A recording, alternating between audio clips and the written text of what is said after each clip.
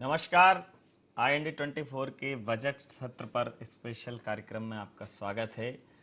Budget सत्र में क्या कुछ रहा खास, आइए एक नज़र डालते हैं। बजट जो है करीब 1,58,000 करोड़ का है। शिक्षा के लिए 2,400 करोड़ रुपए का प्रावधान, कृषि मदों के लिए 2,448,000 करोड़ का प्रावधान इस बजट सत्र में रखा गया है। 38 तरह के कृषि संयंत्र कर मुक्त किए गए हैं। सिंहस्थ के लिए 298 करोड़ का प्रावधान किया गया है। विश्व स्तरीय आयोजन है। पर्यटन के लिए 251 करोड़ रुपए का प्रावधान है। नगरीय संरचना के लिए 1,712 करोड़ का प्रावधान है। सड़क निर्माण के लिए 7,361 करोड़ का प्रावधान है। आने वाले सालों में 5,000 किलोमीटर सड़कें बनाई जाएंगी। सरकार ने सड़क निर्माण पर भी काफ़ी बड़ा खर्च किया है। पीथमपुर में पानी की योजना के लिए 300 करोड़ रुपए की परियोजना प्रस्तावित की है। भोपाल, इंदौर, जबलपुर और ग्वालियर में IT पार्क प्रस्तावित हैं। भोपाल में मेट्रो के लिए 8,000 करोड़ प्रस्तावित किए हैं। भोपाल में मेट्रो रेल का सपना भी पूरा होगा। 2017 और 18 तक सबके लिए घर हो, ये लक्ष्य भी तय किया है सरकार ने। पिछले 10 सालों में सरकार ने 49,700 करोड़ रुपए का कर्ज लिया है। लाडली लक्ष्मी योजना के लिए 903 करोड़ रुपए का प्रावधान है। बजट करीब 1,58,000 करोड़ का है। बड़ा बजट प्रस्तुत किया है सरकार ने। और स्वास्थ्य के क्षेत्र में सरकार ने क्या कुछ किया है, आइए देखते हैं।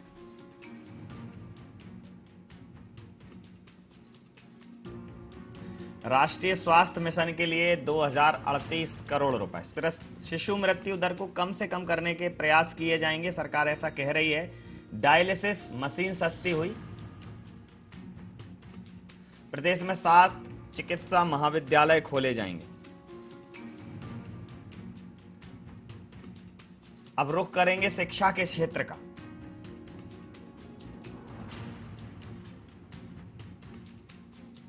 शिक्षा के क्षेत्र में माध्यमिक शिक्षा अभियान के लिए 495 करोड़, उच्च शिक्षा के लिए 616 करोड़ का प्रावधान। प्रदेश में 7 नए मेडिकल कॉलेज खोले जाएंगे। धार में इंजीनियरिंग कॉलेज के लिए 13 करोड़ रुपए का प्रावधान। 168 करोड़ की लागत से प्रदेश में कौशल विकास के लिए 96 ITI कॉलेज भी खोले जाएंगे। और कृषि कर्मण अवार्ड पाने वाला मध्य प्रदेश इस बजट में किसानों के लिए कुछ खास लेकर आया है। किसानों के लिए क्या कुछ प्रावधान है, आइए देखते हैं। बजट में किसानों के लिए 2,400 करोड़ का प्रावधान। किसानों को निःशुल्क तकनीकी सहायता दी जाएगी। बटाईदारों को मिलेगा फसल बीमा योजना का लाभ। ये बहुत बड़ी योजना सरकार लेकर आई है।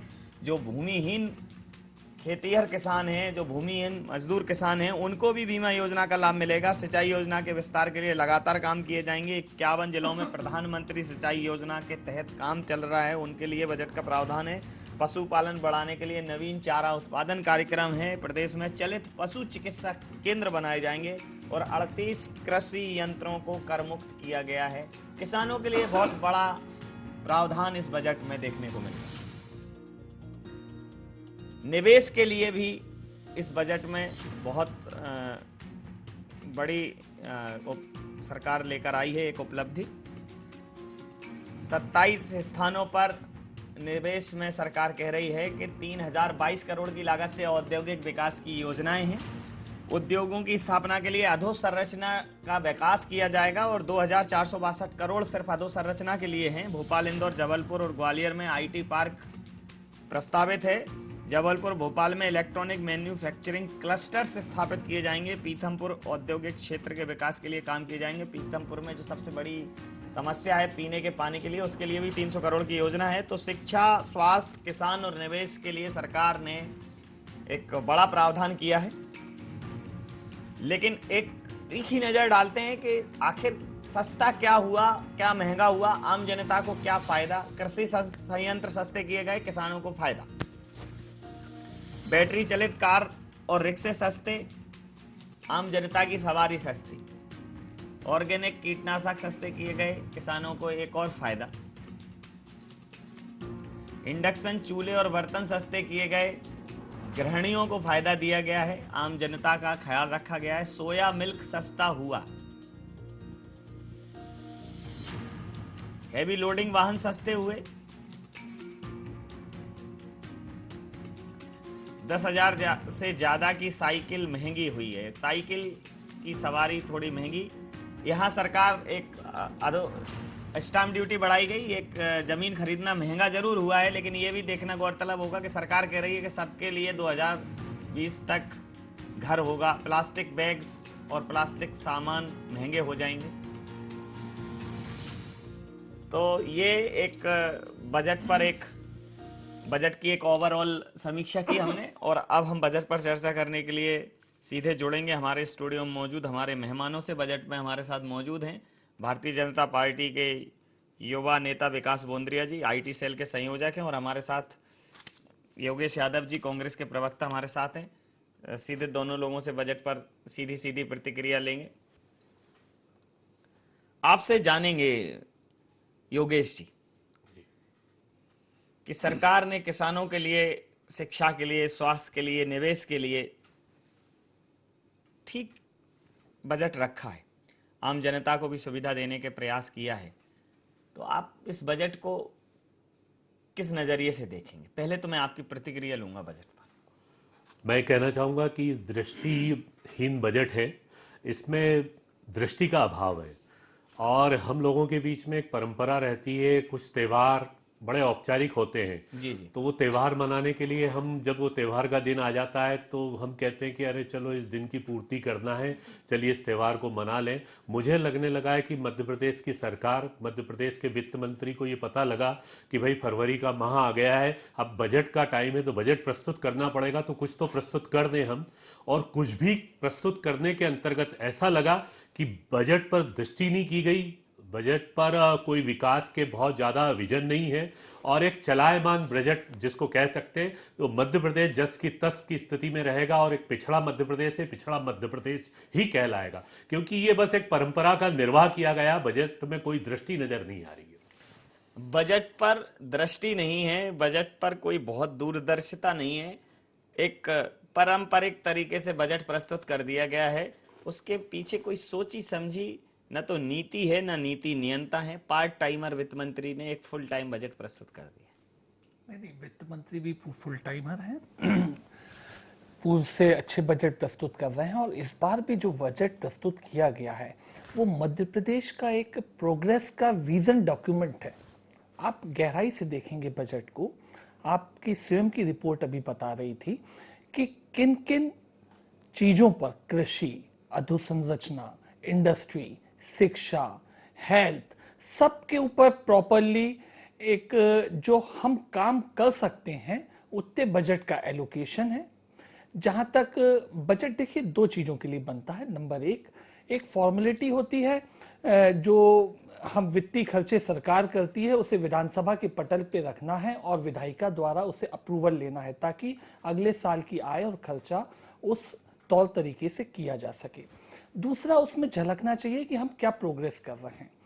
तो जैसा मैंने कहा कि एक प्रोग्रेसिव प्रदेश का, एक प्रोग्रेसिव ढंग का विजन डॉक्यूमेंट का सिंबल है ये बजट।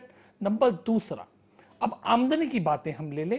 देखिए, आमदनी कैसे सरकार करेगी इसको भी बड़ी अच्छे से परिभाषित भी किया है, और आज के दौर में कैसे करेगी, देखिए ना, आज के दौर में किन चीजों पे टैक्सेशन होना चाहिए।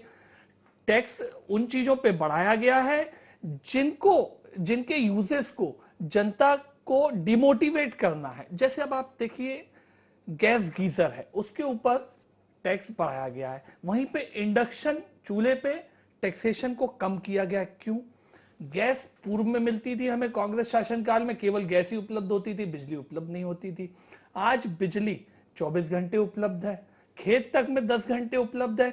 तो हमें इलेक्ट्रिकल इक्विपमेंट्स, इंडक्शन चूल्हे को बढ़ाना था, उसे बढ़ावा दिया गया है। तो ये आप बारीकी से अध्ययन करेंगे तो पाएंगे। अब जैसे पर्यावरण, पॉलीथीन हानिकारक है, हमने पॉलीथीन के ऊपर वैट बढ़ा दिया, और वहीं पे पेपर बैग्स जो 5% का वैट लगता था उसे 0 कर दिया।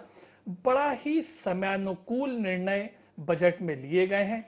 केंद्रीय बहुत पूछ लेता हूं, आपकी बात पर प्रतिक्रिया ले लेता हूं। बहुत ही समसामयिक, बहुत ही प्रासंगिक, सोचा समझा, वर्तमान स्थितियों का अध्ययन करके बजट बनाया गया है। बहुत ही उपयुक्त बजट है, ऐसा विकास जी कह रहे हैं। विकास का विजन है, विकास जी कह रहे हैं। ये मैं इस पर आपत्ति करता हूँ। आप इंडक्शन चूल्हे की बात करते हैं और बिजली महंगी कर रखी है आपने।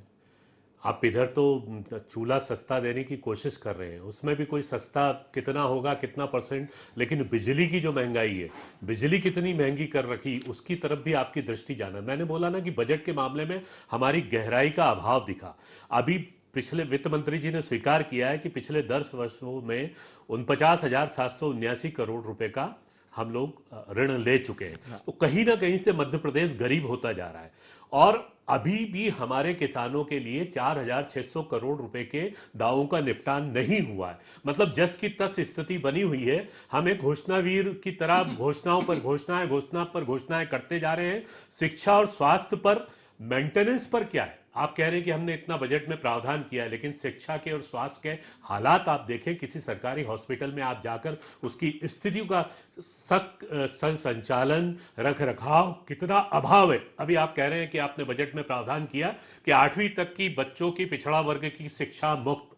8वीं तक की शिक्षा कोई बहुत ज्यादा महंगी शिक्षा नहीं होती। शिक्षा का महंगीकरण शुरू होता है, व्यवसायीकरण शुरू होता है 9वीं से लेकर 12वीं तक, जब बच्चे की लाइफ टर्न होती है, जब व्यवसायिक शिक्षा के रूप में जाता है, जब उसके 9, 10, 11 के बाद उसको पैसे की अभाव आवश्यकता होती है व्यावसायिक शिक्षा के लिए, उसको तैयारियां करना पड़ती। उस तरफ तो आपका विजन नहीं है। चूंकि एक पिछड़ा वर्ग के लिए आपको दृष्टि दिखानी थी, आपने दिखा दी कि 8वीं तक हमने शिक्षा को बच्चों के लिए मुक्त किया, वो भी सिर्फ पिछड़ा वर्ग के लिए। तो ये इसमें कोई गहराई और दृष्टि नजर नहीं आ रही है। मैं आपको पुनः दोहराना चाहूंगा, पहले आप मेरी बात हो जानी दीजिए। प्लास्टिक के सामान के मामले में आपने कहा प्लास्टिक के जितने सामान महंगे किए गए, आज गरीब का सबसे बड़ा साधन ही प्लास्टिक का सामान है।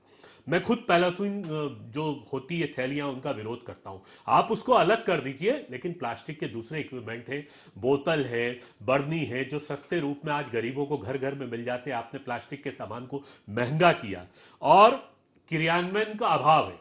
इससे पहले भी आप लोगों ने घोषणाएं की थी, क्रियान्वयन है नहीं। मध्य प्रदेश कृषि प्रधान प्रदेश है।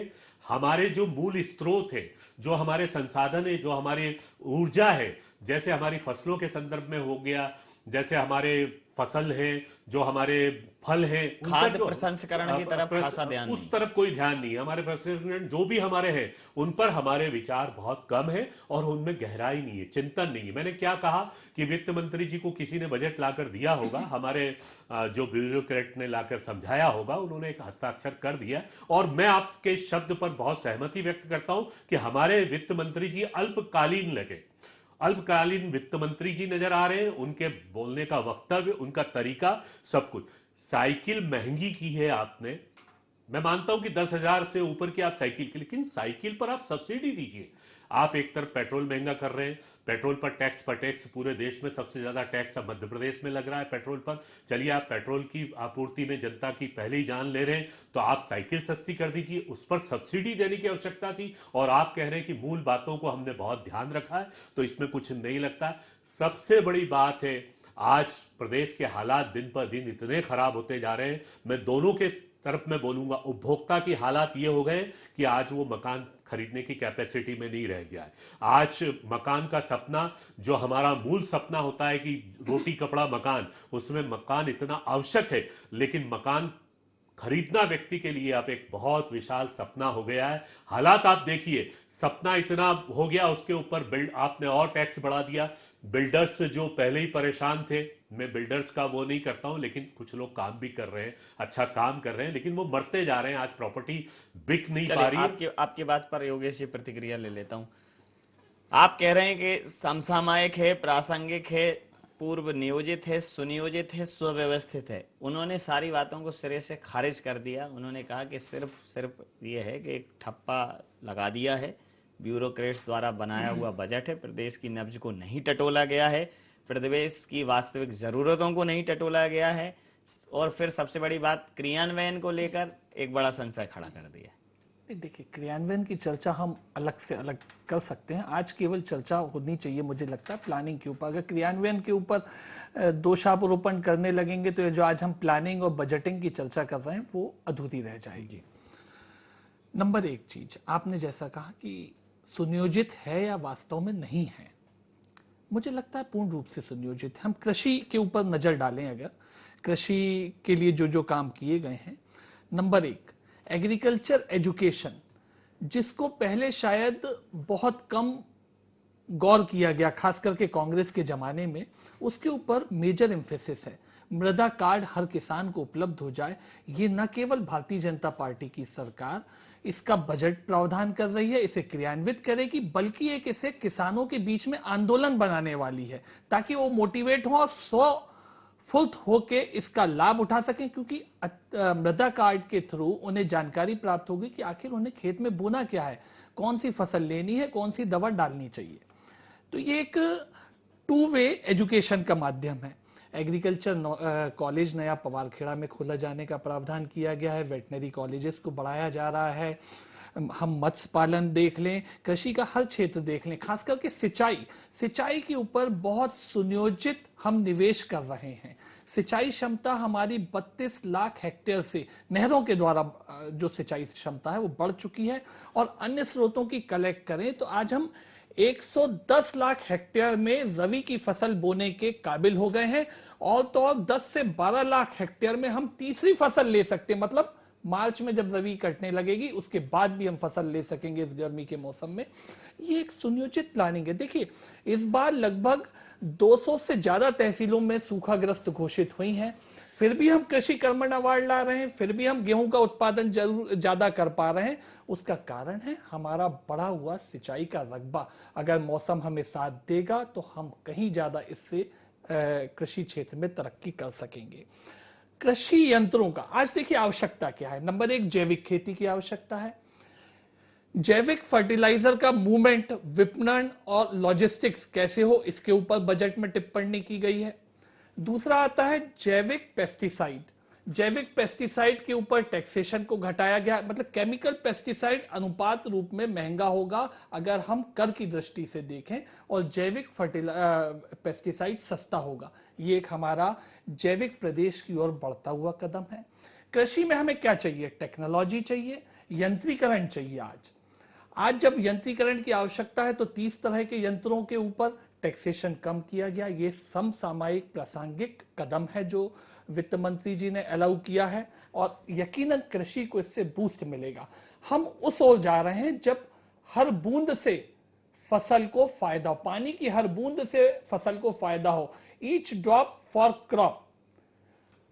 टपक सिंचाई, स्प्रिंकलर के ऊपर जोर दिया गया है। उन संसाधनों को सस्ता किया जा रहा है।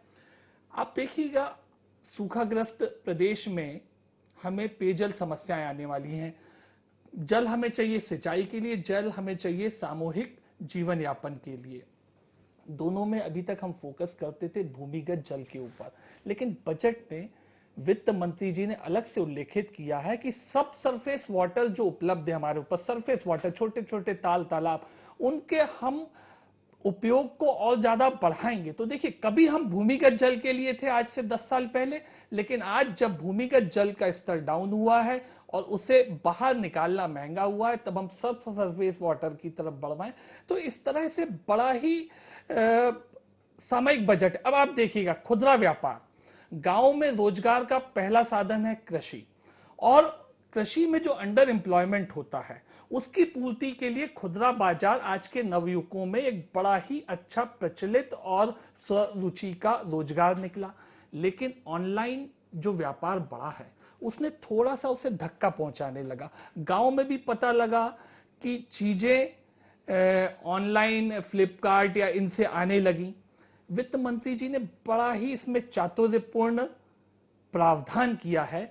5% टैक्स लगाया है ऑनलाइन व्यापार के ऊपर, और ऑनलाइन खरीदी वो जो प्रदेश के बाहर से होगी। अगर प्रदेश से कंसाइनमेंट आ रहा है, हमारा इंटरनल कंसाइनमेंट है, तो एंट्री टैक्स नहीं देना है।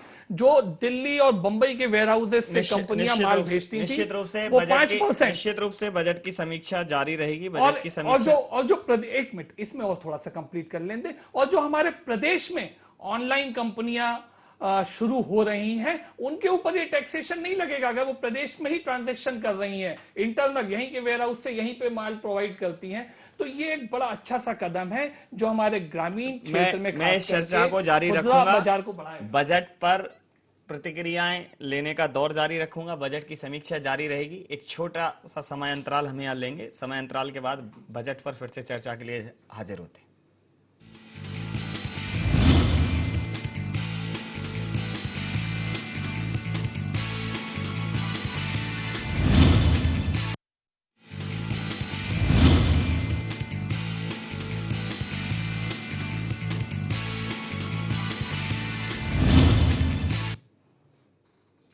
बजट 2016-17 में आपका स्वागत है। बजट की इस विशेष चर्चा में आपका स्वागत है। बजट सत्र पर प्रदेश सरकार के प्रवक्ता डॉक्टर नरोत्तम मिश्रा ने क्या कुछ कहा, आइए सुनते हैं। मध्य प्रदेश का आम बजट आ चुका है और इस समय हमारे साथ मौजूद हैं संसदीय कार्य मंत्री नरोत्तम मिश्रा जी। सर, आम बजट आ चुका है, स्वास्थ्य विभाग को क्या कुछ मिला है? स्वास्थ्य विभाग ने बड़ी छलांग लगाई है आज, निश्चित रूप से, और हमने कई क्षेत्रों में अद्भुत प्रगति की है। मैं आभार व्यक्त करूंगा मुख्यमंत्री जी का और वित्त मंत्री का कि उन्होंने स्वास्थ्य के क्षेत्र में इतनी चिंता की। कांग्रेस का आरोप है कि बजट में कुछ खास नहीं है, कॉपी पेस्ट करके बजट बनाया गया है, चाहे सिंचाई की बात हो, कोई किसी तरीके की परियोजना नहीं दिखती, तो क्या कहें? मेरे मित्रों ने सिंचाई का देखा नहीं है, बजट सर्वाधिक पैसा सिंचाई को ही दिया गया है।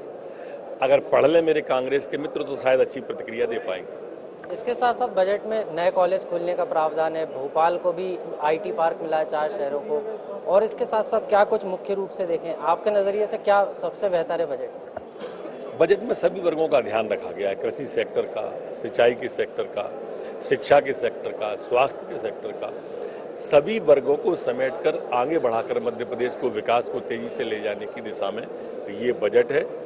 1,58,000 करोड़ से अधिक का बजट पहली बार मध्य प्रदेश की विधानसभा में आया है। ये थे हमारे साथ संसदीय कार्य मंत्री नरोत्तम मिश्रा जी, जिनका कहना है कि सभी वर्गों को ध्यान में रखते हुए सरकार ने ये बजट तैयार किया है जिससे मध्य प्रदेश का विकास हो सके और स्वर्णिम मध्य प्रदेश बन सके। कैमरा पर्सन नागेंद्र के साथ आकाश से। तो सर्वहारा, विकासोन्मुखी, सबके लिए सबका साथ सबके विकास की अवधारणा को चरितार्थ करता हुआ बजट है, ये कहना है सरकार के प्रवक्ता संसदीय कार्य मंत्री डॉक्टर नरोत्तम मिश्रा का। लेकिन कांग्रेस इससे इत्तेफाक नहीं रख रही है। कांग्रेस को उन्होंने कहा है कि बजट पढ़ लें, नसीहत दी है। आपको एक नसीहत दी है कि बजट पढ़ लें, आरोप लगाने के पहले उसका अध्ययन कर लें, क्या कुछ कहेंगे? मैं स्वास्थ्य मंत्री जी से स्वयं पूछना चाहूँगा कि उनके शब्द बड़े अच्छे लगे, विकास का बजट, विकासान्मुखी बजट, लेकिन उन्होंने स्वास्थ्य के संदर्भ में इसको स्पष्ट नहीं किया कि भाई वो स्वास्थ्य के मामले में सुविधाएं कितनी मिली है, कितना बजट का प्रावधान हुआ, कितने हॉस्पिटल के रख रखाव के संदर्भ में विस्तृत चर्चा आपके प्रतिनिधि के सामने। स्वयं स्वास्थ्य मंत्री जी को भी अभी ये नहीं मालूम मुझे कि उनको एक शब्द अच्छा लगता है स्वास्थ्य में, शिक्षा में, सिंचाई में। ये कहना बहुत आसान होता है, ये सब पारंपरिक और औपचारिक शब्द हैं, लेकिन इसका गहराई से क्या, अब कृषि के संदर्भ में मेरे प्रवक्ता बीजेपी के कह रहे थे, IT सेल के अध्यक्ष, में उनसे पूछना चाहूंगा कि कृषि के बारे में आप इतनी सारी बातें कह रहे हैं, कृषि के बारे में हम लोगों के पास अभी जो आंकड़ा आया है उसमें आपने 2,448 करोड़ रुपए का प्रावधान रखा है। ये आज के परिदृश्य में ऊंट के मुंह में जीरे के समान है। कृषि को आप धीरे धीरे शने शने इस मध्य प्रदेश की धरती से समाप्त कर रहे हैं। कृषि आधारित हमारा मध्य प्रदेश है, लेकिन आप गैर कृषि, मतलब जो कृषक नहीं है, जो भू माफिया की श्रेणी में आते हैं, वो जमीन तेजी से खरीद रहे हैं। आपने उनकी तरफ ध्यान नहीं दिया, उससे कृषि का रकबा कम होता जा रहा है। वो उसके बाद कृषि नहीं करेंगे, वे इन्वेस्टर्स हैं। आप चाहे भोपाल के पास देख लीजिए, चाहे इंदौर के पास, जबलपुर, ग्वालियर, इनके पास कृषि का रकबा धीरे धीरे कम होता जा रहा है और भू माफिया या इन्वेस्टर्स हम कहेंगे वो कृषि। आप एक प्रावधान ये ला सकते थे कि भाई कोई भी किसान अपनी सिंचित खेती को या इसको नहीं बेच सकता, इस पर कुछ प्रावधान लागू होते तो हम कृषि आधारित मध्य प्रदेश को स्थापित करते। मैं पूछना चाहता हूं कि 11 इन्वेस्टर्स मीट हुई है आपकी, उसके परिणाम क्या है? अभी तक 11 इन्वेस्टर्स मीट के परिणाम कितने आए? औद्योगिक आधार पर यदि हम इस प्रदेश को स्थापित करना चाहते हैं तो वो परिणाम भी तो सामने आना चाहिए। मध्य प्रदेश में जिस हालात में विगत अभी 12 वर्षों से, जब से भारतीय जनता पार्टी की शासन काबिज है, शराब पर जितनी बढ़ोतरी हुई है, शराब के ठेकों पर बढ़ोतरी हुई, शराब की खपत पर बढ़ोतरी हुई है, इसके रेवेन्यू में बढ़ोतरी हुई। आप शराब पर आपने अंकुश नहीं किया, आप उस पर टैक्स लगाते, आप उस पर अंकुश करते, आप उस पर ज्यादा से ज्यादा आप राजस्व बटोरने की कोशिश करते। लेकिन देखा गया है कि जो जनता से, जो आम आदमी से, जो आम आदमी को गरीब करते जा रहे हैं, उनकी तरफ आपका कोई ध्यान नहीं है। और मैं तो आपसे, ये बहुत एक मजेदार बात है कि ये स्वतः ही शायद हो गया है, इन लोगों ने आईने को महंगा किया है। वित्त मंत्री जी कह रहे हैं कि ये आईने पर थोड़ा टैक्स लगाया है। आईने को जब भी महंगा किया जाता है कि उसमें स्वयं का चेहरा नजर नहीं आए, तो ये आईने को अपने चेहरे से छुपाना चाहते हैं वित्त मंत्री जी, इसलिए आपने अपने चेहरे को छुपाने के लिए उस आईने को भी महंगा कर दिया। पुनः मैं दोहराऊंगा कि यदि कृषि का रकबा कम होगा तो हमारा शरबती गेहूं कम होगा, हमारे फल कम होंगे, हमारा टमाटर कम होगा। अभी ये रकबा धीरे धीरे कम होता जा रहा है। मध्य प्रदेश से जो लगे हुए प्रदेश हैं, जैसे गुजरात है, राजस्थान है, ये प्रदेश, बिहार यूपी को हम कह सकते हैं कि ये वीक है, लेकिन राजस्थान, गुजरात और मध्य प्रदेश, तीन पश्चिमी मध्य प्रदेश की सीमाएं ऐसी है कि जहां पर औद्योगिक और कृषि परंपरा के अंतर्गत हम आयात निर्यात के आधार पर इस मध्य प्रदेश को एक दृष्टि दे सकते थे, एक अच्छा राजस्व कलेक्ट कर सकते थे, लेकिन उसके बाद भी कोई दृष्टि नहीं है, कोई संचालन नहीं, कोई हम अपने अड़ोस पड़ोस के प्रदेशों को नहीं देख रहे, हमने उस पर कोई ध्यान नहीं दिया। मैंने पुनः दोहराऊंगा कि ये परंपराओं का हमारा बजट है, कानून तंत्र हमारा दिन बर दिन बदतर होता जा रहा है, हमारी प्रणालियों में आधुनिकता नहीं है, कानून हमारा चौपट होता जा रहा, अपराधों की परिणति बढ़ती जा रही है। गृह विभाग की तरफ आधुनिक पुलिस बनाने के लिए, आधुनिक संसाधनों का उपयोग करने के लिए गृह विभाग को उपेक्षित किया गया और धीरे धीरे हमारा मध्य प्रदेश आपराधिक प्रवृत्ति की तरफ बढ़ता जा रहा है। मैं पुनः दोहराऊंगा कि हमारी दृष्टि में इन चीजों का अभाव है, अराजकता बढ़ती जा रही है, कंट्रोल हमारा कम है। और मैं पुनः बता रहा हूं कि औद्योगिक और कृषि के विकास में निरंतर कमी होने के कारण हमारी उपभोक्ता संस्कृति, हमारा उपभोक्तावाद कम होता जा रहा है, हम गरीब होते जा रहे हैं, हमारी कैपेबल कैपेसिटी, हमारे भाई अभी कह रहे थे कि भाई हमने जो लाइन पर जो हम लेते हैं, जिस तरीके से ऑनलाइन बुकिंग पर हम लेते हैं, तो ये बहुत कम महानगरों की सभ्यता है। नेट पर कार्य करने वालों का ऑनलाइन पर आपने 5% बढ़ाया है, तो ये तो महानगरों की संस्कृति, इसमें प्रभावित होने वाले जो शहर हैं वो 4 शहर हैं, इंदौर, भोपाल, उज्जैन, ग्वालियर। ये वो ग्रामीण क्षेत्र का भी उपभोक्ता वही किराना की दुकानों से सामान लेता है और वो करता है। तो ये आपने कोई चमत्कार नहीं किया। आज भी हमारे मध्य प्रदेश की परंपरा है। सस्ते मकान के मामले में आपका कोई विजन नहीं, आपने घोषणाएं बहुत की, 2020 तक आपने कहा कि सस्ते मकानों की हम इतनी ज्यादा घोषणा करेंगे, लेकिन इस बजट में सस्ते मकानों के संदर्भ में कोई प्रावधान नहीं किया गया। इंदौर मेट्रो पर आपने 8,000 करोड़ के लिए प्रस्तावित किया है, लेकिन उसका आवंटन और क्रियान्वयन अभी भी उसका अभाव है। शायद अगले साल आप पुनः इस बात को दोहरा सकते हैं कि हमने प्रस्ताव किया है। तो ये योजनाओं का शिगुफा है, धरातल पर कुछ नहीं। जी, आपकी बात पर प्रतिक्रिया ले लेता हूं। योजनाओं का शिगुफा है, कॉकटेल है विचारों का, प्रस्तावना का, लेकिन क्रियान्वयन के लिए जो जरूरी चीजें हैं वो कहीं ना कहीं उन चीजों का अभाव दिख रहा है। क्या कुछ कहें? आज 26 जनवरी है, 26 जनवरी 26 फरवरी है, सॉरी 26 फरवरी है आज बजट प्रस्तुतिकरण का दिन है। तो यकीनन आज योजना बनाने का ही दिन है। क्रियान्वयन के लिए तो साल भर है, उसी की तो आज योजना हम बना रहे हैं और प्रस्तुत कर रहे हैं कि ये हमारी योजना है, साल भर में इस ढंग से काम किया जाएगा। मेट्रो रेल के लिए ये प्रावधान है, कृषि के लिए ये प्रावधान है। कृषि क्षेत्र में जो आपने कहा फिगर 2400 करोड़ का लगभग, देखिए ये कृषि मतलब खेती किसानी से जुड़ा हुआ ही सब, ये केवल ये मात्र खर्चा नहीं है, ये तो कृषि अनुसंधान और विकास के ऊपर जो खर्च होना है वो है। इसके अलावा इरिगेशन है, इसके लिए अलावा एग्रीकल्चर के लिए जो इलेक्ट्रिसिटी का प्रावधान है, ये तो सब अलग अलग विभागों के बजट के तहत में आवंटित हो ही रहे हैं, जो कृषि क्षेत्र को ही प्रबल करेंगे। अभी 4,600 करोड़ की आपकी देनदारी है फसल बीमा में, उसके बारे में आप लोगों ने पहले भी कहा था और अभी पुनः दोहरा रहे हैं कि हम उसको चुकारा करेंगे, लेकिन क्या किसान आत्महत्या कर लेगा, किसान समाप्त हो जाएगा, उसके बाद आप उसका चुकारा करेंगे? नहीं, कृषि बीमा मैं यही बताना चाह रहा हूँ। माननीय प्रधानमंत्री जी अभी सीहोर आए थे, 3 किसानों को सिंबॉलिक रूप से, प्रतीकात्मक रूप से उन्होंने फसल बीमा की दावे राशि का वितरण किया। कब की थी वो पिछले सालों की नहीं थी, वो इस खरीफ 2015 की थी, जिसमें सोयाबीन को नुकसान हुआ था। कांग्रेस क्या कभी 6 महीने में अपने काल में फसल बीमा के दावा राशि का भुगतान इस तरह से कर सकी है मध्य प्रदेश में या अन्य कोई प्रदेश में? बिल्कुल नहीं कर सकी। मध्य प्रदेश की भारतीय जनता पार्टी की सरकार पहला स्टेट है जहां इस तुरंत फुरत रूप से बीमा राशि का वितरण किया जा रहा है। और जो फसल बीमा योजना आई है वो आई ही इसलिए है कि दावा राशि का भुगतान त्वरित हो सके, किसान का इसमें विश्वास पैदा हो, ताकि अग्रणी किसान भी बीमा लेके अपने आप को वित्तीय रूप से ज्यादा सुरक्षित कर सके। तो ये हम प्रयास कर रहे हैं, करने का मौका तो दीजिए। आप सीधे आरोप लगा देंगे, योजना हम बनाने के दिन पे आप क्रियान्वयन की तरफ हमारा मुख मोड़ देंगे, ये गलत तरीका 12 है। साल से हम जब योजनाओं क्रियान्वयन पर नहीं योजना ही नहीं नहीं देख रहे नहीं, हैं। आज का दिन योजना पटल पे रखने का योजनाओं दिन पर है, योजना है हमें 12 योजना साल पे बात करनी चाहिए, क्रियान्वयन पे नहीं। लेकिन ऐसा ये तो ठीक है कि लेकिन योजनाएं, ये बात ठीक है, क्रियान्वयन की बात बाद में हम करें कल तो अच्छा, करेंगे। लेकिन योजनाओं में भी कहाँ कमी रह गई, मुद्दा ये है। मुद्दा योगेश जी, इन योजनाओं में हाँ, आपको ये कहाँ अगर कमी आप खलती? बताएंगे, ये आप अगर बताएंगे, रखेंगे, तो सरकार में प्रावधान है अंतरिम बजट का, चीजों को सुधारा जा सकता है, वो मेरे ख्याल से सही रुख होगा। अभी भी बजट है, आज कटौती प्रस्ताव विधायकों द्वारा लाए जाने का दिन है। शाम को 4 बजे तक कांग्रेस के विधायकगण इस ढंग के प्रस्ताव रखें। बजट में निरंतरता, वित्त मंत्री भी ये अधिकार रखते हैं, उनका कर्तव्य भी होता है कि अगर अच्छे सुझाव आते हैं तो उन्हें सम्मिलित किया जाए, और फाइनल जब बजट लेखानुदान हर विभाग का पारित होगा तो वो बेहतर ढंग का होगा, मतलब पॉजिटिव रूप से आएगा अगर सुझाव।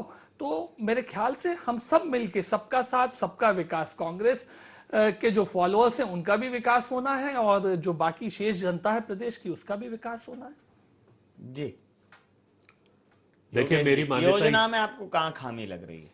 देखिए, योजना आज योजना पटल पर रखने का दिन है, लेकिन क्या है कि क्रियान्वयन तो डेफिनेटली योजनाओं का होना है। जब सोच ही अच्छी नहीं होगी तो उसका परिणाम तो बिल्कुल अच्छा होने का प्रश्न ही नहीं उठता। तो बात यह है कि जो सरकार ने प्लानिंग की है, जिन स्कीम्स के लिए सरकार ने फंड रिजर्व किया है, क्या वो स्कीम में आपको कोई कमी दिखती है? देखिए, स्कीम के क्रियान्वयन के बारे में सरकार की इच्छा शक्ति का मुझे अभाव नजर आता है। ये इससे पहले भी हुआ है। मतलब आप ये मानते हैं कि सरकार की योजनाएं या सरकार ने जिन योजनाओं को लेकर ये बजट लाया है वो योजनाएं बहुत अच्छी? नहीं, मेरी मान्यता नहीं। सुनिए आप मेरी बात को, क्रियान्वयन के संदर्भ में मैं आपको कहना चाहूंगा कि जिन योजनाओं को जो भी रखा गया, आपके ब्यूरोक्रेट की तरफ से जो भी आप प्रस्तुत कर रहे हैं, जो आप किसानों के संदर्भ में कह रहे हैं, मैं पिछले इतिहास के बारे में आपसे पूछना चाहूंगा कि किस तरीके से आपने योजनाओं को प्रस्तुत किया।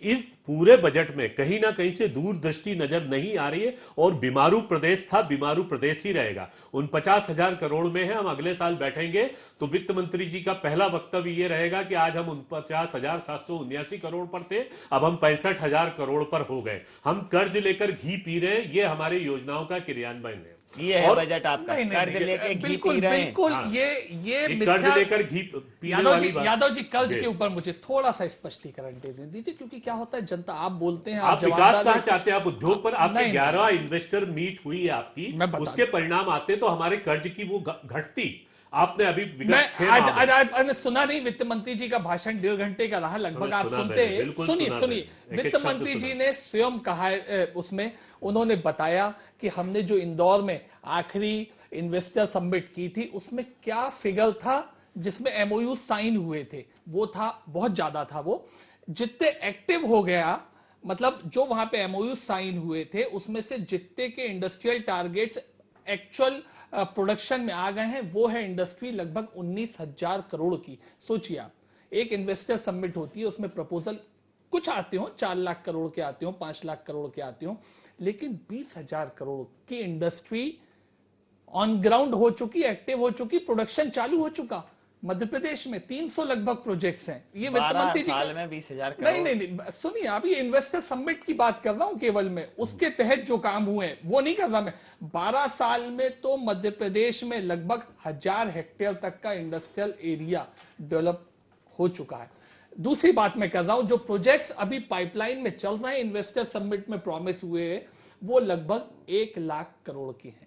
तो आप ऐसा मत कहिए कि फिजूल चीजें हैं। पहला आपने ये एक्सरसाइज बहुत अच्छी इंदौर है। में एकमात्र इन्वेस्टर्स मीट में आपने 1.5 लाख करोड़ रुपए के एमयू के साइन होने की घोषणा मुख्यमंत्री जी की तरफ से, बिल्कुल, एक मिनट सुनिएगा, मुख्यमंत्री जी की तरफ से कह गई। मैं ये पूछना चाहता हूं, मंडीदीप, देवास, पीतमपुर, जहां जहां भी हमारा औद्योगिक क्षेत्र है, वहां 50% से ज्यादा उद्योग बीमार इकाई में आ गए, बंद हो गए। वहां के मजदूर वहां पर बेरोजगार हो गए। पीतमपुर में हालात ये हो गए। ये जो आप घोषणाओं पर घोषणाएं कर रहे हैं, आप 19,000 करोड़ की बात कर रहे हैं, आप उनका संचालन तो कीजिए। आप पीतमपुर में बताइए क्या तकलीफ है, मंडीदीप में उद्योगों को क्या तकलीफ है, जो बेचारे यहां पर तबाह होकर बैठे हैं उनको तो पुनर्जीवित कीजिए। आप जिसको ऑक्सीजन सिलेंडर की आवश्यकता है, जो डायलिसिस पर है, डायलिसिस की बात नहीं कर रहे हैं आप, तो ये कह रहे हैं हमारे वहां नए मरीज भर्ती होते जा रहे हैं और हमारा हॉस्पिटल बहुत बड़ा हो गया। ये हॉस्पिटल बड़ा करने की आवश्यकता नहीं है, जो प्राथमिक उपचार की आवश्यकता है, पहले प्राथमिक उपचार दीजिए आप, उसके बाद बात कर लेते हैं। मैं आपकी उसी बात पे बताता हूँ। एक बात बताइएगा, आपको कैसे आकलन लगा कि मंडीदीप का या पीथमपुर का इंडस्ट्रियल एरिया नेगेटिव गया है कि पॉजिटिव गया? मुझे तो पॉजिटिव दिखता है बैलेंस शीट से। आप जाइए, ताले लग गए हैं। मुझे बोलने का मौका तो दीजिए। प्रदेश प्रदेश में एक्साइज का कलेक्शन बढ़ा है, कमर्शियल टैक्स का कलेक्शन बढ़ा है, तो फिर आखिर ये कलेक्शन कैसे बढ़ा है? अगर इंडस्ट्री प्रॉस्परस नहीं कर रही, इंडस्ट्री ज्यादा उत्पादन नहीं कर रही, उसका व्यापार बढ़ नहीं रहा है, तो आखिर ये कैसे अवैध ज्यादा इकट्ठा हो रहा है और प्रदेश कैसे ज्यादा खर्चे की ओर अग्रसर है?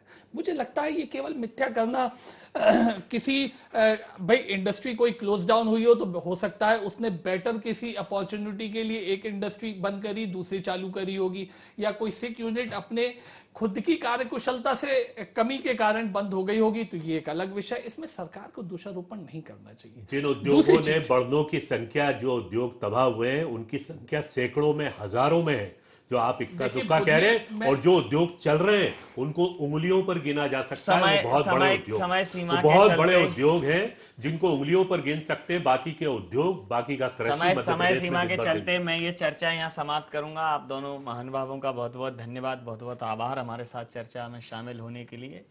तो मध्य प्रदेश सरकार ने सत्र 2016-17 का बजट प्रस्तुत कर दिया है कि किन किन मदों में क्या क्या होगा। ये प्रस्तावना के साथ मध्य प्रदेश सरकार ने अपना बजट प्रस्तुत किया, जहां मध्य प्रदेश सरकार इसको सर्वहारा, सबका साथ सबके विकास का बजट बता रही है। वहीं कांग्रेस कह रही है कि ये कट कॉपी पेस्ट है, औपचारिकता भर है और कहीं ना कहीं बजट में गंभीरता की, दूरदर्शिता की कमी है।